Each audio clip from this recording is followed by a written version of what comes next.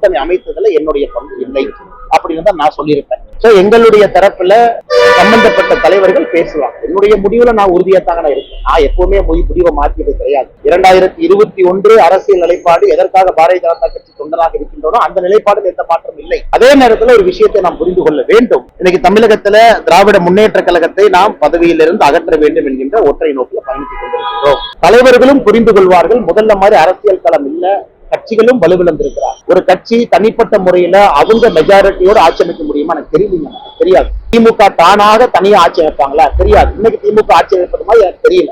மக்களுடைய கோபத்தை நான் பாக்குறேன். அதே போல எந்த ஒரு கட்சியும் தனியாக ஆட்சி அமைக்க முடியுமா? அல்ல கூட்டணி எல்லாம் சேர்த்து பலமாக எல்லா கட்சியினுடைய தொண்டர்களையும் உழைக்க வைத்து அதன் மூலம் ஆட்சிக்கு வர முடியுமா? அது 1980, 90, 2000 தமிழகம் அல்ல. 2024 தேர்தலே ஒரு சாட்சி. 2024 பாராளுமன்ற தேர்தல் ஒரு சாட்சி. எந்தெந்த கட்சியினுடைய வாக்கு சதவீதம் எவ்வளவு என்பது எல்லோருக்குமே தெரியுங்க. ஆனால் நான் யாரையும் குறைத்து மதிப்பிடவில்லை.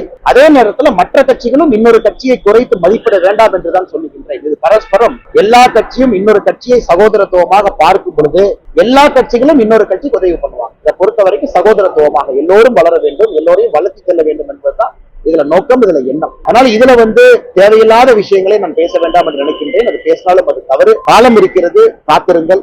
அதே நேரத்தில் அது யார் சம்பந்தப்பட்ட தலைவர்கள் பேசியிருந்தார்களோ அவர்களுடைய பொறுப்பு, அதற்கு காத்திருக்கும்.